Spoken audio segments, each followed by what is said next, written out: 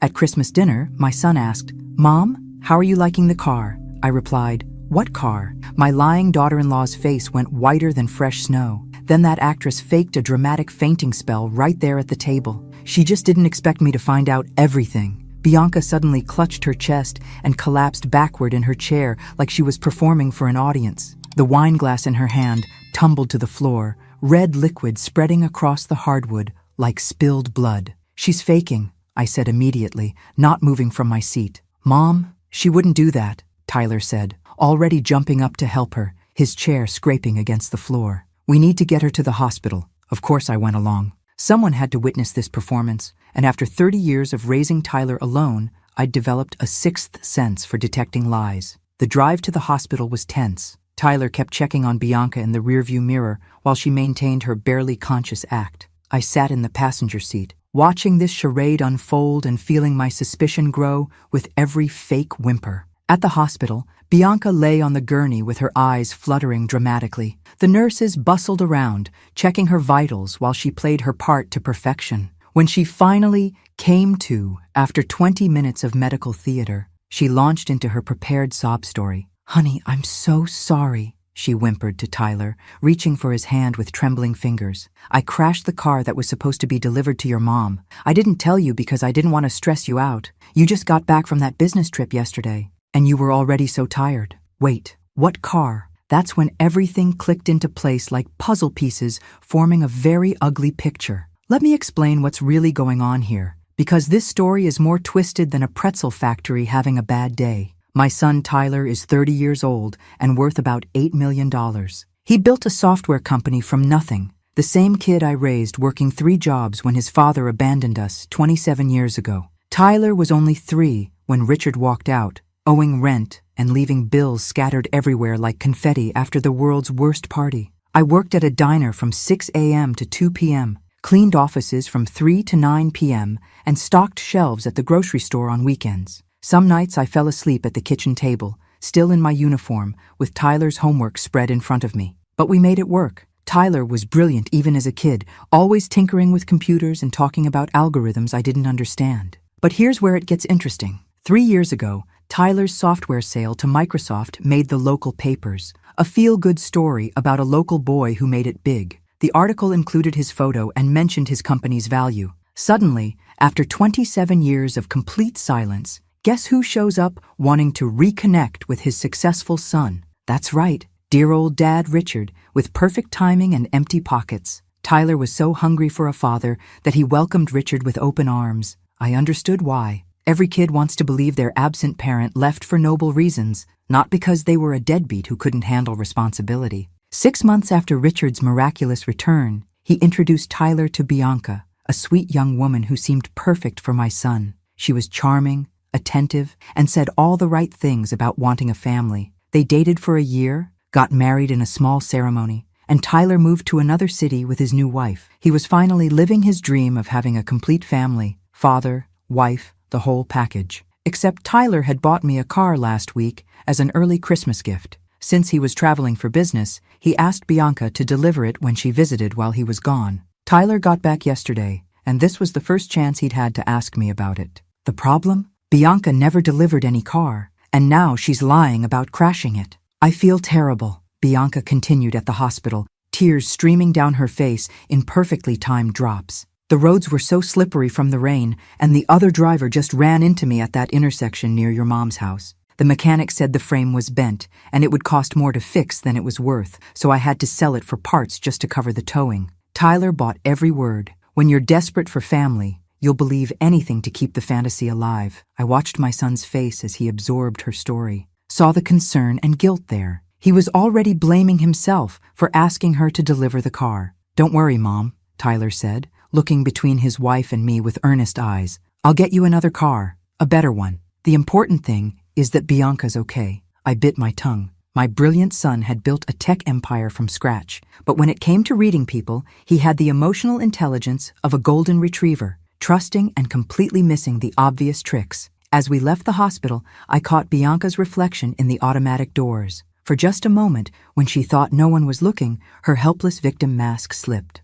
The expression underneath was calculating and cold, the look of someone who just successfully pulled off a con. If acting was a crime, she'd deserve an Oscar and a prison sentence. That night, as Tyler fussed over his traumatized wife and I played the part of the understanding mother-in-law, I made a decision. If my daughter-in-law thought she could con my son, she'd picked the wrong family to mess with. After all, I'd spent 30 years protecting Tyler from the world. I wasn't about to stop now, especially when the threat was sleeping in his bed and had access to his bank accounts. The game was on. The next morning, while Tyler was at the office making money and Bianca was probably rehearsing her next performance, I decided to fact-check her story. 30 years of single motherhood had taught me that when something doesn't add up, you'd better start doing the math yourself, and Bianca's story had more holes than Swiss cheese. I poured myself a strong cup of coffee, sat at my kitchen table with my reading glasses on, and picked up the phone. Time to channel my inner detective. Henderson Motors, this is Jake speaking.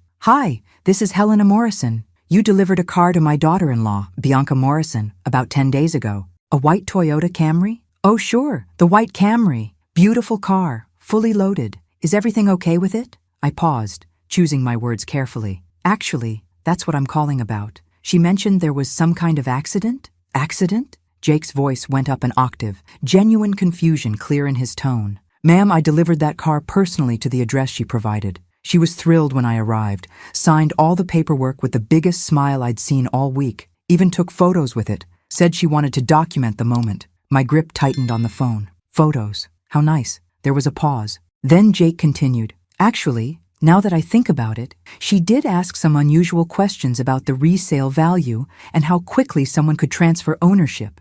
I remember thinking it was odd, since most people don't ask about selling a car they just received, but I figured maybe she was just the planning type. Resale value. Of course she did. Little Miss Innocent had been calculating profit margins from minute one. She didn't mention any concerns about the vehicle or road conditions. I pressed. Not a one. Actually, she seemed pretty excited. Made some comment about how this was going to solve some financial problems. Jake chuckled. I remember thinking it was funny. Most people buy cars to create financial problems, not solve them. I bet it was going to solve her problems all right. The kind of problems that involved unauthorized access to other people's money. After thanking Jake and hanging up, I sat back in my chair, my suspicions confirmed like a medical diagnosis I didn't want to receive. Bianca had lied about the accident with the creativity of a fiction writer and the conscience of a pickpocket. I spent the rest of the morning researching car insurance claims and accident reports online, trying to see if there was any record of the supposed crash. Nothing. No police reports, no insurance claims, no record anywhere of an accident involving a white Toyota Camry in the past 2 weeks. When Tyler came home for lunch, I tried a careful approach, which, for me, meant not immediately calling his wife a lying thief. Honey, maybe we should help Bianca report the accident to insurance, I suggested, while he made himself a sandwich. She might be able to recover some money, even if the other driver was uninsured. She already handled all that, Mom. Tyler barely looked up from spreading mustard on his bread. She said the other driver didn't have insurance and left the scene before the police arrived. No witnesses either. One of those hit-and-run situations you hear about. How convenient. A ghost accident with a phantom driver and no witnesses. What about the police report? I asked, trying to keep my voice neutral. Mom. His voice carried that warning tone I remembered from his teenage years, the same one he used when I questioned whether he'd really done his homework. Bianca was traumatized by the whole experience. She probably forgot some details or mixed them up. Can you just give her a break? Sure, I'd give her a break. Right after she gave me back my car and my peace of mind. That evening, Richard joined us for dinner, as he had most nights since moving back to town 3 years ago. Right after Tyler's success hit the papers. What a coincidence. He was telling some long, winding story about his business ventures over the past 27 years, painting himself as a misunderstood entrepreneur who'd been searching for the right opportunity. The details were vague, the timeline was fuzzy, and the whole narrative sounded like something he'd pulled from a collection of motivational posters. You know, Tyler, Richard said, cutting his steak with surgical precision, I've been thinking about that investment opportunity we discussed last week, the one that requires some upfront capital. Tyler's eyes lit up like Christmas morning. That's right, Dad. Did you need me to transfer that money we talked about? I nearly choked on my wine. Here we go again. Another episode of How to Part a Fool from His Money. starring my well-meaning but financially naive son. "Well,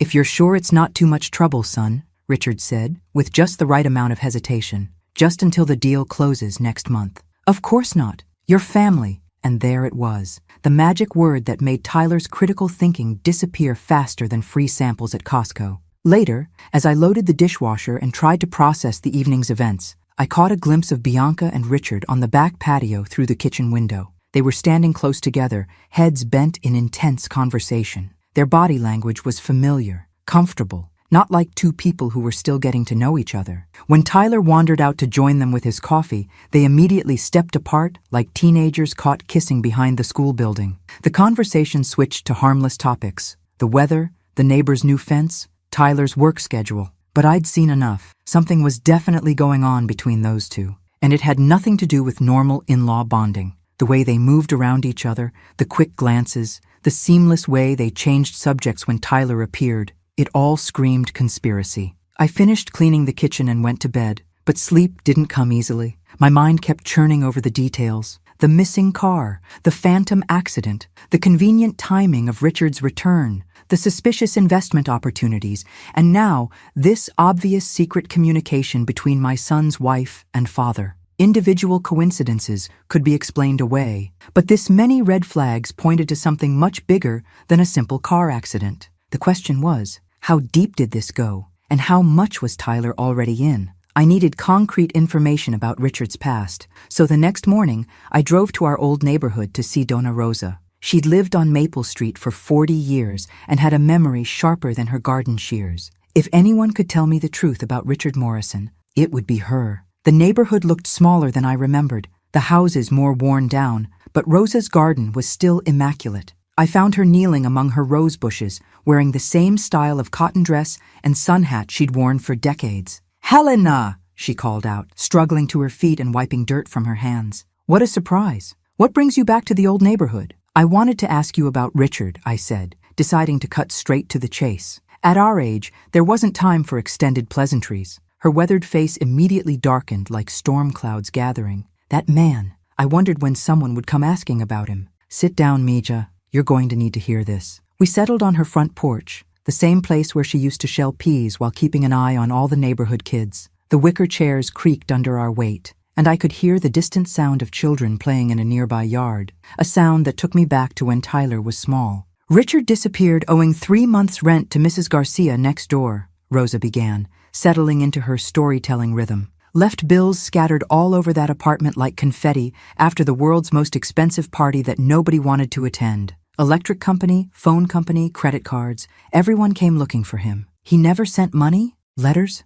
anything in all those years? Nothing. Not one word for over 2 decades. Rosa's voice carried the weight of genuine disappointment. Poor Mrs. Garcia had to clean out that apartment herself when the landlord finally gave up waiting for the rent. She found pictures of you and little Tyler just thrown in a cardboard box like yesterday's newspaper. Some were torn, some had coffee stains on them, like they meant nothing to him. My stomach dropped like an elevator with cut cables. Tyler had spent years wondering if his father ever thought about him, creating elaborate fantasies about why Richard had left and whether he'd ever come back. Here was the brutal truth. Richard had literally thrown their pictures away like garbage. "Mrs. Garcia brought the photos to me," Rosa continued. "Thought maybe you'd want them someday. I still have them in my house if you want to see them." I shook my head, not trusting my voice. Tyler didn't need to see physical evidence of how little he'd meant to his father. "He was always a smooth talker," Rosa said, her tone shifting to disgust. "Had big dreams, bigger mouth, could convince you that black was white and up was down if you listened long enough. But when it came time to pay up or show up, he'd vanish like smoke. And now he's back, right after Tyler's picture was in the paper 3 years ago. Funny timing, no?" Rosa's eyes flashed with anger. 27 years of silence. Then suddenly, he wants to be father of the year the minute his son gets rich. Did anyone else around here hear from him over the years? Any mutual friends or relatives? Nobody. And trust me, in this neighborhood, news travels faster than gossip at a church social. If Richard had contacted anyone, I would have heard about it. Rosa leaned forward, lowering her voice. "There were rumors, though. Mrs. Garcia's nephew works for a collection agency, and he said Richard's name popped up on their lists several times over the years. Different cities, always owing money, always disappearing when things got tough. The picture was becoming clearer, and it wasn't pretty. Richard wasn't a man who'd made mistakes and learned from them. He was a professional disappointment, someone who made a career out of using people and moving on when the well ran dry. I thanked Rosa and promised to visit again soon, but my mind was already racing as I drove home. I had solid information now, but I knew Tyler wasn't ready to hear it. He'd spent his whole life crafting a story about why his father left. Maybe Richard was young and scared. Maybe he felt unworthy. Maybe he was protecting them somehow. The truth was much simpler and much uglier. Richard was a user who'd abandoned his family because responsibility was inconvenient. When I got home, Tyler was in the living room with his laptop, probably working on his next million while his parasites planned how to spend it. "Mom, where have you been? I tried calling your cell." "Just visiting old friends and taking a trip down memory lane." I settled into my favorite chair, studying his face. "Tyler, we need to talk about your father." His expression immediately hardened like concrete setting in the sun. "Mom, please. I know you have concerns, but he's trying. Can't you see that? He's been nothing but supportive since he came back. He abandoned you for 27 years, Tyler. 27 years without so much as a birthday card or a phone call." "People change, Mom." Tyler's voice took on that defensive tone he used when he felt cornered. Maybe he was scared. Maybe he felt like he'd already messed up too badly to reach out. Maybe he thought we were better off without him. But he came back 3 years ago, and he's been trying to make up for lost time ever since. I wanted to tell him about Rosa, about the thrown-away pictures and unpaid bills, about the collection agencies and the pattern of using people. But I could see Tyler wasn't ready to hear it. He'd invested too much emotionally in this reunion to accept that it might be built on lies. "Just be careful with your money, okay?" I said instead. "Don't make any big financial decisions without thinking them through twice." "Mom, I'm 30 years old. I built a multi-million-dollar company from the ground up. I think I can handle my own finances." "I know you can. I'm not questioning your business sense. I'm questioning their motives." "Their motives?" Tyler's voice rose slightly. "Mom, I need this. I need to believe that families can be fixed, that people can change, that it's not too late to have the father I always wanted." And there it was, the heart of the matter. Tyler wasn't just welcoming Richard back. He was trying to heal a wound that had been bleeding for 27 years. The problem was that Richard might be pouring salt into that wound instead of helping it heal. That was the real tragedy. Tyler was so focused on the family he thought he could have that he couldn't see what was happening to the family he actually had. And I was starting to suspect that this blindness wasn't accidental. It was being carefully cultivated by two people who knew exactly which buttons to push. The next afternoon, I decided it was time for some field research. I told Tyler I was going shopping at the mall. Technically true, since I did plan to buy a coffee and maybe a magazine. What I didn't mention was that I'd be conducting my own little surveillance operation. I positioned myself at a table in the food court with a clear view of the main entrance, like a spider waiting patiently in her web. I'd brought a book and reading glasses to look like any other grandmother killing time, but my attention was focused on watching for familiar faces. After sitting there for over an hour, nursing an overpriced latte and watching teenagers make questionable fashion choices, I spotted them. Bianca walked in first, looking around nervously like she was meeting a drug dealer instead of her father-in-law. She was dressed casually, but still looked out of place, checking her phone every few seconds. Richard appeared about 10 minutes later, scanning the crowd with the practiced eye of someone who'd learned to watch for trouble. When he spotted Bianca, they didn't wave or show any obvious signs of recognition. Instead, they moved toward each other with the choreographed casualness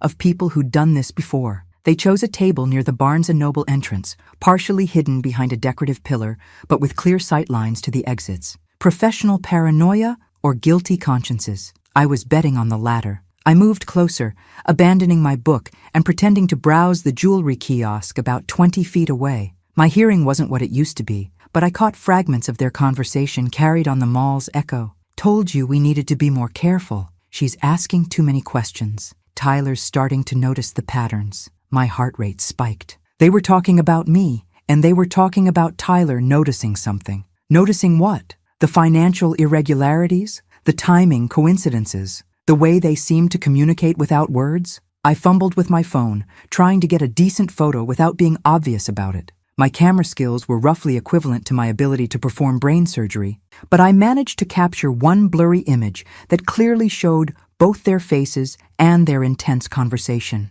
When I got home, Tyler was in his office on a video call with clients in California. I waited until he finished, then knocked on his door with what I hoped was casual maternal concern. "Hey, honey. Look what I saw at the mall today." I showed him the photo on my phone screen. Tyler squinted at the blurry image, then looked at me with mild exasperation. "Mom, they're family now. Of course they talk to each other, and this photo is so blurry I can barely tell who it is. But look at their body language. They're leaning in like they're sharing secrets. Maybe they were planning a surprise for you. Or maybe Dad needed advice about something and didn't want to bother me while I was working." Tyler's ability to find innocent explanations for suspicious behavior was truly a gift, the kind of gift that made people easy targets for con artists. "Tyler, doesn't it seem strange that your father came back right when you became successful, after 27 years of nothing?" He looked up from his computer with the tired patience of someone explaining simple concepts to a child. "Mom, I love you, but this paranoia has to stop. Dad and Bianca are both important to me, and I need you to try to accept that." I realized my evidence was weak. A blurry photo of two people talking wasn't exactly smoking gun material. It was more like a slightly warm BB gun that might have been fired recently. That night, I lay awake thinking about Tyler's finances. I knew he trusted Bianca completely with their household money. As his wife, she had access to their joint accounts and often handled paperwork while he focused on running his business. Tyler had always been generous about delegating tasks he found boring, and apparently financial management fell into that category. But what if that trust was being systematically abused? What if those boring financial tasks included unauthorized transfers and questionable investments? Tyler might not notice small amounts going missing, especially if they were disguised as legitimate business expenses or family needs. I made a mental note to find a way to examine Tyler's financial records more closely. Not because I wanted to invade his privacy, but because I was starting to suspect that his privacy had already been invaded by people with much worse intentions than mine. The problem was figuring out how to do it without Tyler feeling like I was crossing a line. He was already defensive about Richard and Bianca. If he thought I was spying on his finances, he might cut me out of his life entirely. But if I was right about what was happening, Tyler might not have a financial life left to cut me out of. The next morning, I called my old friend Margaret, whose son was an accountant. If I was going to investigate financial fraud, I needed to understand what signs to look for. "Margaret, hypothetically speaking, if someone wanted to steal money from a family member without them noticing right away, how would they do it?" "Helena, what's going on?" "Just humor me, hypothetically." Margaret sighed. "Well, small amounts over time would be the smart way, maybe disguised as legitimate expenses or investments. Set up automatic transfers that the victim approves once and then forgets about. Use joint accounts where both people have access, but only one person pays attention to the details." My blood ran cold. That sounded exactly like Tyler's situation with Bianca. "The key," Margaret continued, "would be finding someone who trusts completely and doesn't like dealing with financial paperwork. Someone successful enough that small amounts wouldn't be missed immediately. And how would someone catch this kind of theft? Look for patterns in the bank statements, transfers that happen regularly but don't correspond to known expenses. Check for new accounts or investments that the victim doesn't remember authorizing. Compare signatures on financial documents." I thanked Margaret and hung up, my mind already forming a plan. I needed to get a look at Tyler's financial records, but I had to be smart about it. If Bianca and Richard were running a long con on my son, I needed evidence that would convince Tyler before it was too late. The question was, how much time did I have before they decided they'd taken enough and disappeared, leaving Tyler broke and heartbroken? I decided to take a different approach and went back to the coffee shop several times over the next week, hoping to learn more about Bianca and Richard's relationship. Each time, I brought a different book and tried to look like any other customer having a literary moment instead of conducting amateur surveillance worthy of a discount spy novel. On my third attempt, after consuming enough caffeine to power a small aircraft, I finally spotted them again. This time, I was more strategic about positioning myself, close enough to observe but hidden behind a display of travel mugs and seasonal merchandise. The teenage barista, a girl with purple hair and multiple ear piercings, was wiping down tables nearby with the enthusiasm of someone who'd rather be literally anywhere else. I decided to take a calculated risk. "Excuse me," I said when she approached my table with her cleaning cloth. "That couple over there, they come here a lot, don't they?" She glanced over and nodded without much interest. "Oh yeah, those two. They're here pretty regularly, maybe once or twice a week. Always order the same thing. Black coffee for him, caramel macchiato for her. They tip okay, but they always seem kind of stressed about something. They seem familiar somehow.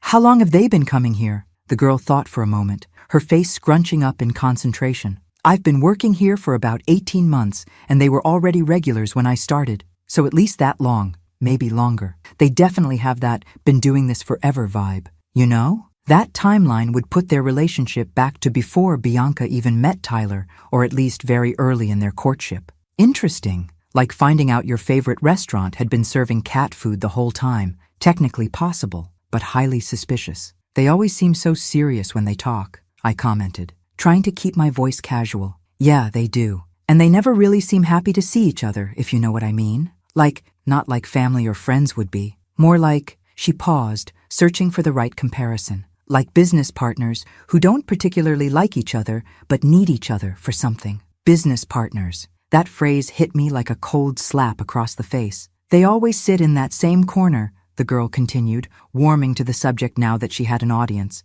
And they're always looking around, like they're worried someone might overhear them. Kinda paranoid, actually. I thanked her and sat back in my chair, processing this information like a computer analyzing data. Bianca and Richard had been meeting regularly for at least 18 months, possibly longer. They acted like business partners rather than family members. They chose secluded seating and watched for eavesdroppers. This wasn't the beginning of a beautiful friendship between in-laws. This was evidence of a long-term partnership that predated Bianca's relationship with Tyler. When I got home, I found Tyler in his home office, signing a stack of papers with the mechanical precision of someone performing a familiar routine. The sight made my stomach clench. What are those? I asked, trying to sound casual rather than alarmed. Just some financial stuff Bianca prepared for me, Tyler said without looking up. Investment paperwork, expense reports, tax documents. You know how I hate dealing with all the administrative details. Gives me a headache just thinking about it.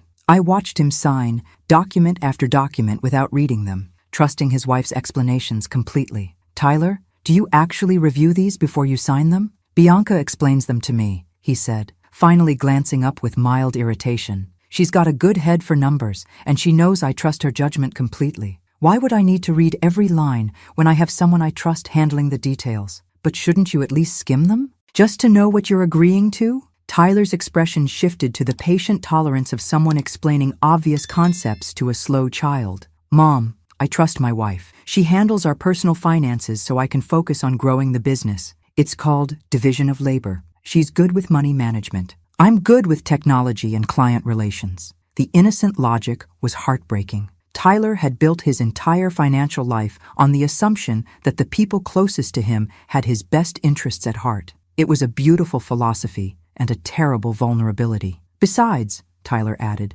returning to his signing, Bianca shows me the important stuff. These are just routine transfers and investment adjustments. Routine transfers. My blood pressure spiked like a rocket launching. That evening at dinner, Richard mentioned his investment opportunity again, as he had every few days for the past month. The details were always vague but promising. The timeline was always urgent, and the amount needed always seemed to increase slightly each time it came up. Tyler, that real estate deal I mentioned is moving faster than expected, Richard said, cutting his pot roast with surgical precision. The seller wants to close by the end of next week, which means I need to move on it sooner than we discussed. No problem, Dad. Tyler's response was immediate and generous, like someone offering to share an appetizer rather than potentially signing away tens of thousands of dollars. Just let me know how much and when you need it transferred. I watched this exchange with growing alarm that was setting off every internal warning system I possessed. Tyler was essentially giving Richard unlimited access to his bank account, and Richard was responding with the confidence of someone who'd never been denied anything. I really appreciate this, son, Richard said, his voice carrying just the right amount of gratitude and paternal pride. It means everything to me that you trust me with something this important. Trust. The magic word that made Tyler's critical thinking disappear faster than free samples at a grocery store. As I loaded the dishwasher later and tried to process the evening's revelations, I realized I was running out of time. Richard and Bianca weren't just taking advantage of Tyler's generosity. They were systematically dismantling his financial security while he signed the paperwork that made it all legal. The question was no longer whether they were stealing from Tyler. The question was how much they'd already taken and how much time I had left to stop them before they disappeared with his life savings, leaving him broke and wondering how his perfect family had turned into his perfect nightmare. I needed concrete evidence, and I needed it fast. Because Tyler's trust fund was about to become Tyler's tragedy, and I was the only one who could see the train wreck coming. The next morning, I decided it was time to confront Tyler with everything I'd gathered so far. I spread the evidence across his kitchen table like a prosecutor preparing for trial. The photo from the coffee shop, my notes from the conversation with Jake at the dealership, the timeline discrepancies, and my growing list of financial red flags. Tyler walked into the kitchen in his bathrobe, expecting his usual quiet breakfast, and found me sitting there with what looked like a conspiracy theorist's fever dream laid out in front of me. "Mom, what's all this?" he asked, pouring himself coffee and eyeing my makeshift evidence board with the wariness of someone who'd walked into an intervention. "We need to talk," I said, gesturing for him to sit down. "Really talk about your father and Bianca and what I think is happening to your money." "Mom, this is getting ridiculous," Tyler said, but he sat down anyway, probably hoping to humor me into dropping the subject. "You're talking about Dad and Bianca like they're running some kind of elaborate scam instead of just trying to be my family. Look at the pattern, Tyler." I pointed to my timeline notes. "Your father disappeared for 27 years and came back within months of your business success, making the newspapers. Bianca handles all your finances, and you sign whatever she puts in front of you without reading it. They meet regularly in secret and have known each other longer than you realize." "So what?" Tyler's voice was getting that defensive edge I remembered from his teenage years. "Maybe Dad introduced us when he first came back. Maybe that's how Bianca and I met in the first place. And yes, I trust my wife with our money. That's what married people do when they're not busy being paranoid detectives." Tyler stood up abruptly, pacing to the window overlooking his backyard. His shoulders were tense, and I could see the conflict playing out in his posture. Love warring with logic, hope battling against growing doubt. "Mom, do you have any idea what it was like growing up without a father?" His voice cracked slightly, revealing the little boy who still lived inside my successful grown son. "Do you know how many nights I lay awake wondering if he'd ever come back? If he even remembered I existed?" My heart broke for him all over again. "Tyler, I know." "No, you don't know," he continued, turning to face me with eyes bright with unshed tears. "You had to be both parents, and you did an amazing job. But I still felt that hole where a father should have been. Every school play, every birthday, every graduation, I looked for him in the crowd, even though I knew he wouldn't be there. And now he's here." Tyler's voice grew stronger, more determined. "He wants to be part of my life. He's trying to make up for lost time, trying to be the father I always needed. And you're asking me to throw that away because of some vague suspicions and blurry photographs? They're not vague, Tyler. They're specific, and they're adding up to something very concerning. To you, maybe, but to me, they look like coincidences and misunderstandings." Tyler sat back down, running his hands through his hair in frustration. "Mom, I need this to work. I need to believe that families can be fixed,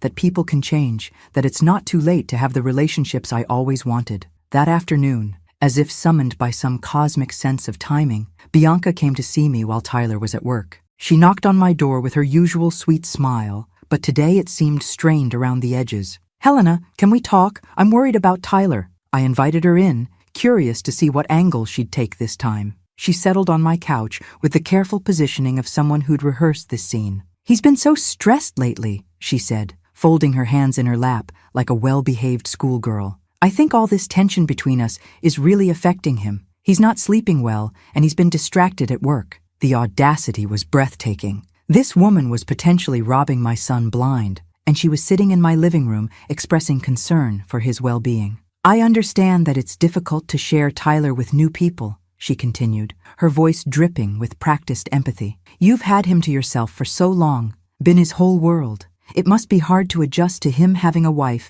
and reconnecting with his father. I just want what's best for Tyler," I said carefully, studying her face for any tells. "So do I. That's why I think maybe you should consider taking a step back." Her words were gentle, but there was steel underneath. "Tyler mentioned that you've been under a lot of stress lately. Maybe some time away would be good for everyone? Sometimes distance gives us perspective we can't get when we're too close to a situation." Translation: "Make yourself scarce while we finish whatever financial magic trick we're performing with your son's bank account." "Are you suggesting I'm imagining things?" I asked, keeping my voice level and watching her reaction. "Of course not." The response was too quick, too bright. But sometimes when we're worried about losing someone we love, we can see threats that aren't really there. It's natural, but it's not always accurate. She was smoother than I'd expected, laying groundwork to discredit my concerns without directly attacking my mental state. This was professional-level manipulation disguised as family concern. "I'll think about what you've said," I lied, with the sincerity of a politician making campaign promises. After she left, I sat in my living room, feeling like I was in a chess game where my opponent could see moves I didn't even know existed. Bianca was trying to isolate Tyler by making him think I was becoming unstable and paranoid. Meanwhile, Richard was positioning himself as the stable, supportive father Tyler had always craved. They weren't just stealing Tyler's money. They were stealing his family connections, his support system, his ability to trust his own instincts. By the time they were finished, Tyler would be emotionally and financially devastated, wondering how the people he'd loved most had turned out to be the ones who hurt him worst. I was running out of time faster than Tyler was running out of money, and I still didn't have the smoking gun I needed to convince him. But I was starting to formulate a plan that might give me exactly the evidence I needed, if I was brave enough to execute it and smart enough not to get caught. The game was escalating, and it was time for me to make a bold move. Bianca had made one critical mistake in our little chat. She'd revealed that she wanted me out of the picture, at least temporarily. Like a magician accidentally showing the audience how the trick worked, she'd given me valuable information about their strategy. Time to use that information to my advantage. I called Tyler that evening and put on my best defeated mother voice, the one I'd used when he was 16, and thought he knew everything about everything. "Honey, I've been thinking about what Bianca said today. Maybe she's right. Maybe I do need to get away for a while and gain some perspective on this whole situation." "Mom, you don't have to," Tyler started, but I could hear the relief in his voice underneath the protest. "No, I think it would be good for all of us. I'm going to visit your Aunt Marie in Phoenix, give everyone some space to breathe, and maybe clear my head a bit." Tyler was quiet for a moment, probably processing the unexpected turn of events. "Are you sure? I don't want you to feel like we're pushing you away." "Of course not, sweetheart. I just think some distance might help me see things more clearly. Sometimes when you're too close to a situation, you can't see the forest for the trees." "When would you leave?" "Tomorrow morning. I'll pack tonight and get an early start. The drive will give me time to think." After hanging up, I spent the evening carefully planning what would either be the smartest or stupidest thing I'd ever done. I packed a suitcase with enough clothes for a week-long trip, made a show of calling Aunt Marie to confirm my visit where Tyler could overhear, and even printed out MapQuest directions to Phoenix. The next morning, I loaded my suitcase into the car while Richard and Bianca watched from Tyler's front window. I could see them standing there like vultures eyeing fresh roadkill, probably congratulating themselves on successfully manipulating the troublesome mother-in-law into removing herself from the equation. I even waved goodbye with the enthusiasm of someone heading off to a relaxing vacation instead of staging the world's most obvious fake departure. Then I drove around the block, parked behind the old oak tree that blocked the view from Tyler's house, and settled in to wait. If patience was a virtue, I was about to become a saint. If stupidity was a crime, I was about to become a felon. At exactly 10 a.m., Tyler's usual departure time for his Tuesday morning client meetings, I watched his car disappear down the street. I gave him an extra 10 minutes to clear the neighborhood, then used my spare key to sneak back into the house like a reverse burglar breaking into her own son's home. The living room was empty, but I could hear Richard and Bianca talking in the kitchen, their voices more relaxed than I'd ever heard them. They were probably celebrating their victory over the suspicious mother-in-law who'd finally been neutralized. I needed concrete evidence, something Tyler couldn't dismiss or rationalize away with his impressive collection of optimistic explanations. I carefully made my way to Tyler's home office, where he kept his important papers and sometimes worked on his laptop when he wanted to avoid distractions. Tyler's filing system was organized, but not obsessive. He had folders for different types of documents, but wasn't paranoid about security within his own home. Why would he be? He trusted the people who had access to his house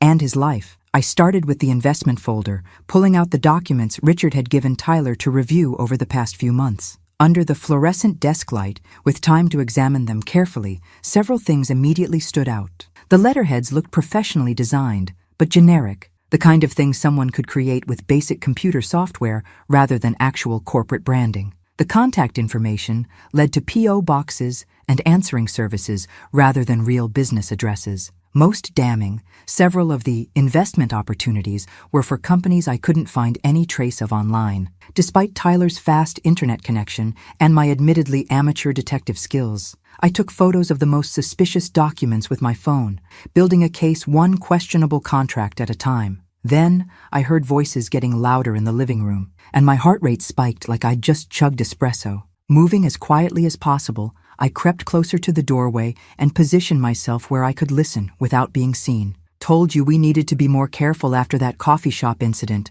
Bianca was saying, her voice carrying a stress I'd never heard before. "She's been watching us. Richard, taking photos, asking questions at the dealership. She's gone now," Richard replied, with the confidence of someone who thought he'd won a chess match. "And Tyler's completely under our control. He signs whatever you put in front of him without reading it, trusts every word we say. The kid's desperate for family. It makes him easier to manipulate than a puppet show." My hands were shaking as I fumbled for my phone's recording function. This was it, the smoking gun I'd been searching for. "But what if she comes back with more questions?" Bianca pressed. "What if she actually finds something concrete?" "She won't. And even if she does, Tyler won't believe her. The kid's too invested in this happy family fantasy to see what's right in front of him. He'd rather be broke and loved than rich and alone. How much more do you think we can take before he notices the patterns? Another 50,000, maybe 75 if we're smart about the timing. The beauty of this setup is that Tyler doesn't want to look too closely at the details. He's paying us to rob him." I managed to record about 10 minutes of their conversation before they moved to another room, discussing the timeline for their next phase and how to handle Tyler's increasing questions about money without arousing more suspicion. The recording wasn't just evidence of theft. It was proof of a calculated, long-term conspiracy to systematically destroy my son's financial life while playing on his deepest emotional needs. As I snuck back to my car, my phone clutched in my hand like a weapon that could save Tyler's future. I realized that the hardest part wasn't over. I had the evidence I needed, but now I had to figure out how to present it in a way that would finally open Tyler's eyes without destroying him in the process. Because while Richard and Bianca saw Tyler as an easy mark, I saw him as my son. And I was about to prove that protecting your family was a job that never ended, no matter how old your children got or how successful they became. I drove straight to Tyler's office with my phone clutched in my hand,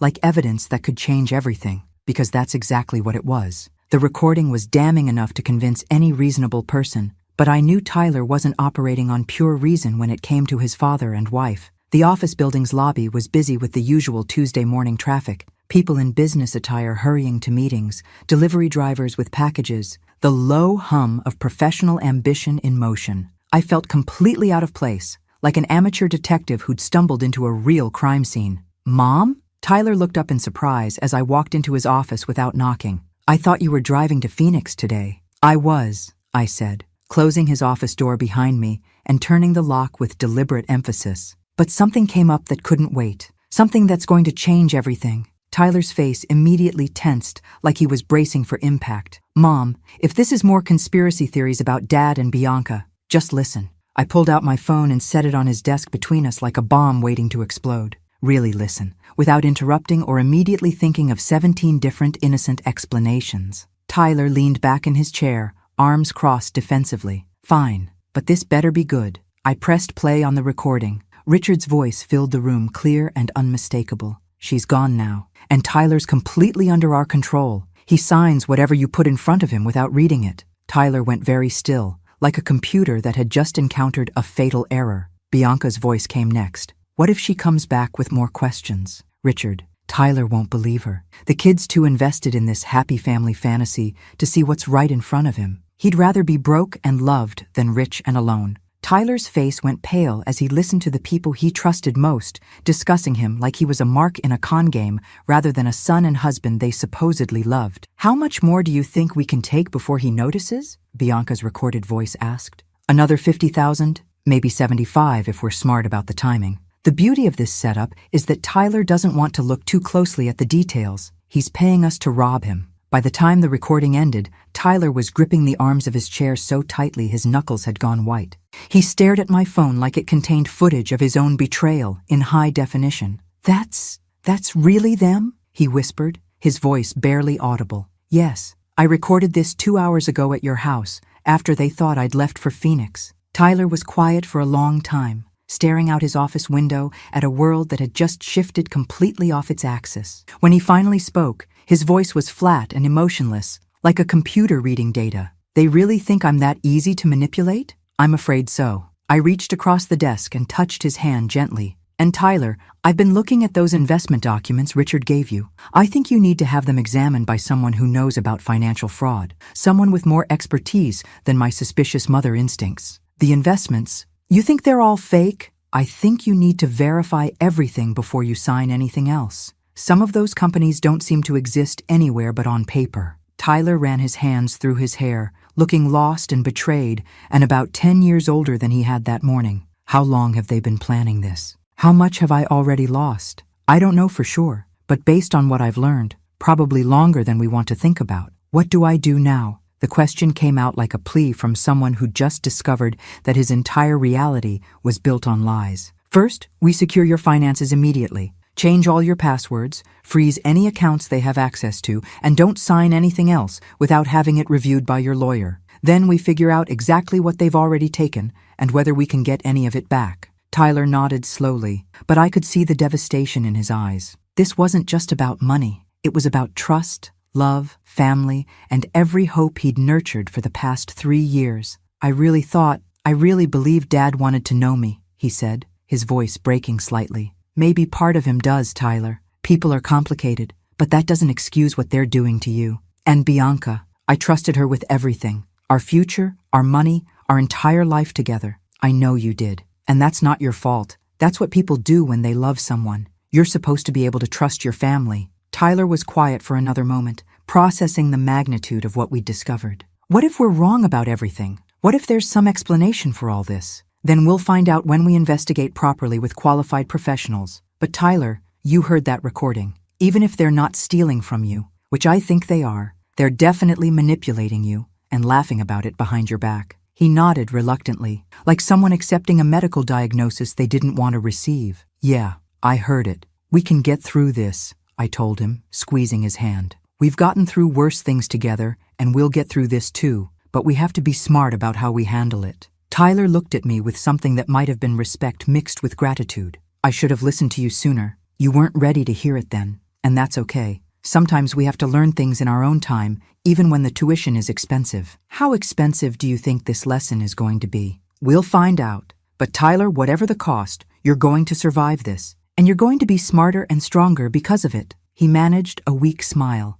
Promise? Promise. Now let's go save what's left of your fortune before they decide to take the rest of it and disappear into the sunset. As we prepared to leave his office and begin the process of untangling the financial web that Richard and Bianca had woven around Tyler's life, I felt a mixture of sadness and determination. Sadness for the family dreams that were about to be shattered, but determination to protect my son from any further damage. The real fight was just beginning. We spent the rest of the afternoon and evening securing Tyler's finances like we were building a fortress against an invading army. Tyler called his bank, his investment advisor, and his lawyer, explaining the situation with the grim efficiency of someone who'd just discovered his house was on fire. The picture that emerged was worse than I'd feared, but not quite as catastrophic as it could have been. Tyler had been systematically robbed, but his business acumen had saved him from total financial ruin. He'd kept his company accounts separate from his personal finances, which meant Richard and Bianca had only been able to access a portion of his wealth. "Look at this,"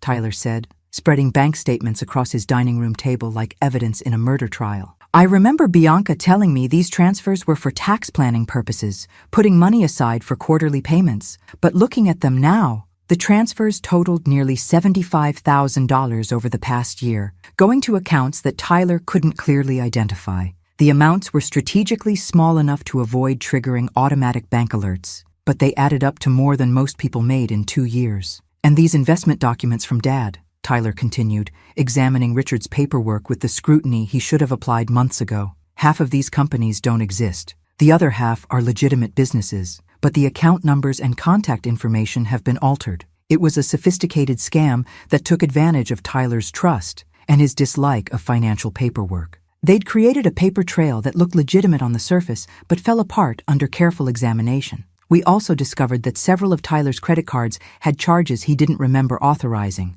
Dinners at expensive restaurants, hotel stays, shopping sprees, all signed with his name, but in handwriting that looked slightly different from his usual signature. "I feel like the biggest fool in the world," Tyler said, slumping back in his chair. "You're not a fool. You're someone who loved people who didn't deserve it. There's a difference." "But I should have been more careful. I should have paid attention instead of just trusting blindly." "Tyler, hindsight is always perfect. The important thing is that we caught this before they could take everything." That evening, Tyler made the difficult decision to confront Richard and Bianca directly. Despite my concerns about their potential reactions, Tyler felt he needed to give them one last chance to explain themselves before involving law enforcement. "I need to hear them try to justify this," he told me. "I need to understand how they could look me in the eye every day while systematically robbing me blind." We agreed that I would stay hidden in the kitchen while Tyler confronted them in the living room, and that Tyler would record the conversation on his phone. If things got heated or dangerous,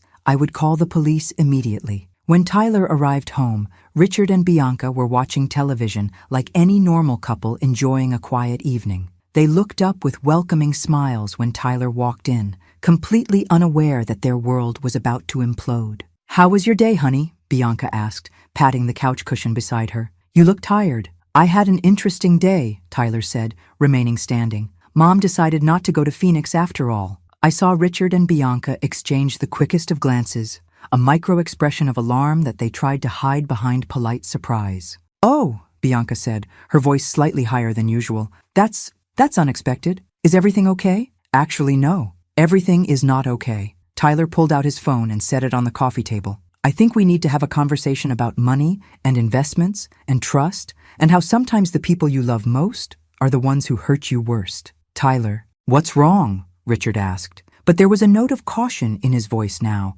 like someone who just realized they might be walking into a trap. "I've been reviewing our financial records, and I have some questions that need answers." What followed was 20 minutes of the most uncomfortable television I'd ever witnessed. Tyler methodically presented the evidence, while Richard and Bianca went through the classic stages of getting caught: denial, deflection, minimization, and finally, desperate justification. "We were going to pay it back," Bianca insisted when the lies became impossible to maintain. "It was just temporary, just until we got back on our feet." "You have more money than you know what to do with," Richard added, his mask finally slipping to reveal the calculating opportunist underneath. "We just needed to borrow a little to handle some financial emergencies." "Borrowed?" Tyler's voice was rising now, 3 years of suppressed doubt finally finding expression. "You stole from me. You lied to me. You manipulated me while I signed the paperwork that made your theft legal." "We're family," Richard said, playing his last desperate card. "Family helps each other through difficult times. Family doesn't steal from each other and then lie about it for months." The conversation devolved into accusations and recriminations that made daytime talk shows look civilized. Richard became increasingly aggressive, arguing that Tyler owed him for the years he'd missed, like charging compound interest on parental abandonment. Bianca alternated between tears and anger, claiming that Tyler had never really loved her anyway and that she'd just been trying to secure their future. It was uglier than a custody battle and twice as painful to watch, but it was also revealing. Any remaining doubt about their guilt disappeared as they essentially confessed while trying to justify their actions. Tyler finally asked them to leave, and this time there was no question that it was permanent. "You'll regret this," Richard said as he headed for the door, delivering threats like a villain in a bad movie. "You're choosing that bitter old woman over your own family." "No," Tyler replied with quiet dignity. "I'm choosing the family that never lied to me over the family that did." After they left, Tyler and I sat in his living room processing what had just happened. The house felt different somehow, emptier but cleaner, like a fever had finally broken. "I keep thinking I should feel angrier," Tyler said, staring at his hands. "But mostly I just feel empty." "That's normal. Betrayal is complicated." "Betrayal? It's not just about the money. It's about trust and love and all the things you thought were real. How do I ever trust anyone again? How do I know if someone loves me for me or for my bank account? You don't know for certain, but you can't let their betrayal turn you into someone who's afraid to love or trust ever again. That would be letting them win twice." As we sat together in the quiet house, I realized that while we'd lost Richard and Bianca, we'd gained something more valuable: the truth. And sometimes, the truth is the most expensive gift you can give someone, but also the most necessary. The next few days passed in a blur of legal consultations, financial audits, and police reports. Tyler's lawyer recommended involving law enforcement immediately, since the evidence of systematic theft was overwhelming, and the amounts involved crossed the threshold into felony territory. "We need to move quickly," the lawyer explained during our meeting at his downtown office. "Financial fraud cases are easier to prosecute when the trail is fresh and the perpetrators haven't had time to hide assets or flee the jurisdiction." Tyler was still reluctant to see his father and wife arrested, despite everything they'd done. The little boy inside him, who'd waited 27 years for his daddy to come home, was having trouble accepting that daddy had only returned to rob him blind. "They're still my family," Tyler said during one particularly difficult conversation. "Doesn't that count for something?" "Tyler," I said gently, "they stopped being your family the moment they decided to steal from you. Real family doesn't do what they did." The investigation revealed the full scope of Richard and Bianca's operation. They hadn't just been stealing from Tyler. They'd been running multiple small cons throughout the city, taking advantage of lonely people looking for love or family connections. Tyler was their biggest score,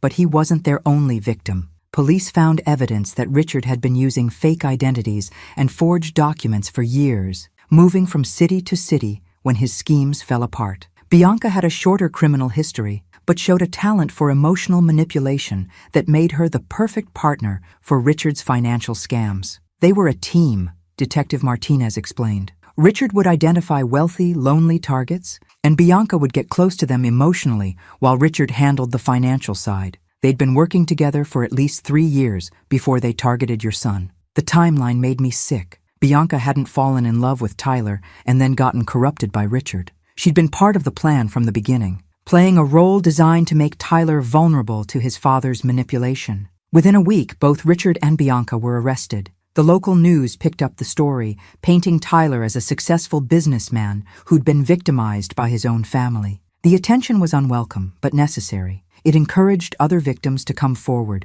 and helped build a stronger case against the perpetrators. Tyler struggled with the media coverage, feeling like his private tragedy had become public entertainment. "Everyone's going to think I'm an idiot," he said after a particularly sensationalized news report. "Let them think what they want," I replied. "The people who matter know the truth. You were a loving son and husband who got taken advantage of by professional criminals." The legal process moved faster than I'd expected. Both Richard and Bianca were offered plea deals rather than face trial, probably because their lawyers knew the evidence against them was overwhelming. Richard received 18 months in prison, Bianca got 12 months, and they were ordered to pay restitution. Tyler was able to recover about $45,000 of the stolen money through asset forfeiture and frozen bank accounts. The rest was gone, spent on living expenses, legal fees, and the cost of maintaining their elaborate deception. "It's not about the money," Tyler said when the final settlement was announced. $45,000, $20,000, $5,000, it doesn't matter. What matters is that I was stupid enough to let them do this to me. You weren't stupid. You were hopeful, and hope isn't a character flaw, even when it gets you hurt. Is it, though? Maybe being more suspicious, more cynical, would have saved me from all this. And it also would have saved you from ever experiencing real love or trust or family connection. Tyler, you can't let their betrayal turn you into someone who's afraid to open his heart. The hardest part wasn't the money or the legal proceedings. It was watching Tyler struggle with his sense of identity. He'd built his adult life around the belief that he was smart, successful, and capable of good judgment. Discovering that he'd been manipulated so completely shook his confidence in ways that would take time to rebuild. "How do I know if my business decisions are sound?" he asked one evening. "How do I know if I'm making good choices or just getting lucky? Maybe I'm not as smart as I thought I was." "Tyler, you built a multi-million-dollar company from nothing. You created something valuable that improved people's lives and made you wealthy in the process. That doesn't happen by accident, and it doesn't happen to stupid people. But I couldn't see through my own wife and father, because you loved them, and love makes us vulnerable. That's not a bug in your personality. It's a feature. The capacity to love deeply is what makes you human." Slowly, very slowly, Tyler began to heal. The sharp edges of betrayal softened into acceptance, and acceptance gradually transformed into wisdom. He started sleeping better, laughing more, and making plans for a future that didn't include people who saw him as a financial opportunity rather than a human being. 3 months after Richard and Bianca's arrest, Tyler and I were having dinner at his house, just the two of us, the way it used to be before his life became a cautionary tale about trusting the wrong people. "You know what's funny?" Tyler said, twirling pasta around his fork. "I keep expecting to miss them. The idea of family dinners, having people around, all that domestic bliss I thought I wanted. And do you miss them? No. This feels more like family than anything we had when they were here. No wondering about hidden agendas. No walking on eggshells. No worrying about what they really want from me. That's because this is real," I said. "No performance, no manipulation, no ulterior motives. Just us. I'm sorry I didn't listen to you sooner. You weren't ready to hear it, and that's okay. Sometimes we have to learn things the hard way, even when the tuition costs tens of thousands of dollars." Tyler smiled, a real smile, not the forced ones he'd been wearing for months. "Even then, though, let's try not to make expensive life lessons a family tradition." We both laughed, and for the first time since this whole nightmare began, Tyler's house felt like home again, instead of a crime scene that happened to have furniture. 6 months later, Tyler and I found ourselves sitting in the courthouse for the final restitution hearing. Richard and Bianca had both served their sentences and were being released,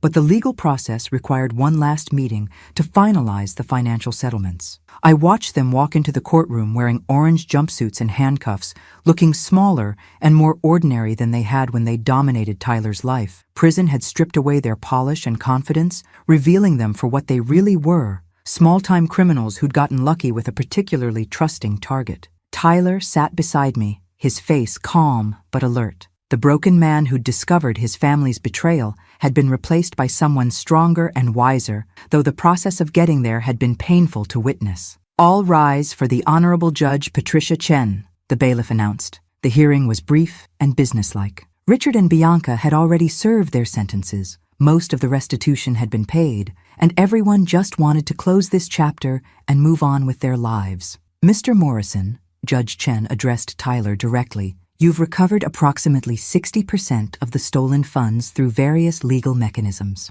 The remaining amount has been written off as uncollectible. Do you have anything you'd like to say before I close this case?" Tyler stood up, and for a moment I worried he might say something he'd regret, but when he spoke, his voice was steady and thoughtful. "Your Honor, I don't need an apology from the defendants, and I don't need them to explain their actions. I understand what they did and why they did it. What I want is for this experience to help other people avoid being victimized by similar schemes." He turned slightly to look at Richard and Bianca. "I hope you both find a better way to live your lives going forward, not for my sake, but for yours." The dignity in his response made me proud. Tyler had learned to separate his anger about their actions from his hope for their redemption, a mature distinction that showed how much he'd grown through this ordeal. After the hearing, Tyler and I walked out of the courthouse into bright afternoon sunshine. The reporters who'd followed the story initially had moved on to other scandals, and we were just two people walking down the courthouse steps,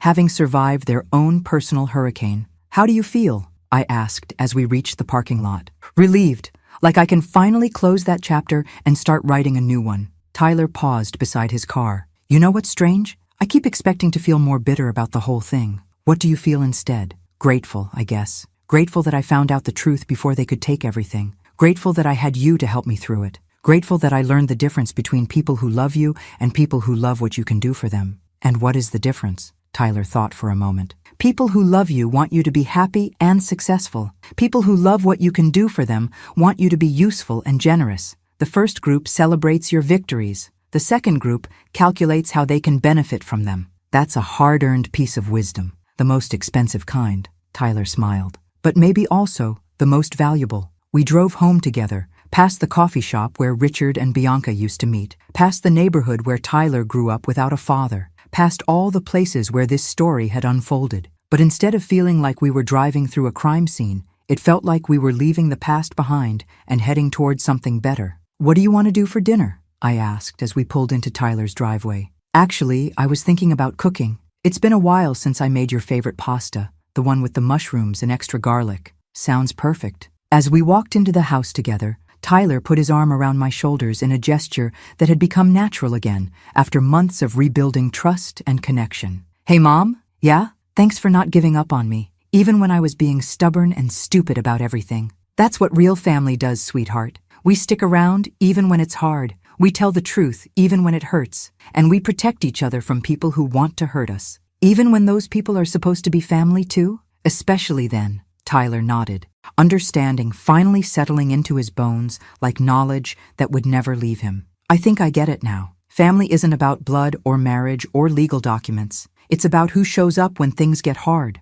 and who's still there when the hard times are over. As we prepared dinner together, talking and laughing like we had when Tyler was young, I realized that we'd gained something precious from this terrible experience. We'd learned that our family, small as it was, could survive anything as long as we were honest with each other and willing to fight for what mattered. Richard and Bianca had taught Tyler painful lessons about trust and betrayal, but they'd also taught him something valuable about resilience and recovery. He'd survived their worst intentions and come out stronger on the other side. We might be smaller than Tyler had once hoped for, but we were genuine. And sometimes, being genuine is worth more than being big. Sometimes, having one person who truly loves you is better than having 10 people who see you as an opportunity. Tyler had learned to tell the difference, and that knowledge would protect him for the rest of his life. Not bad for a family that had started with just a mother and her son, survived abandonment and betrayal, and emerged with their love for each other intact and stronger than ever. The story wasn't ending. It was just beginning a new, better chapter. Thanks for listening. Don't forget to subscribe and feel free to share your story in the comments. Your voice matters.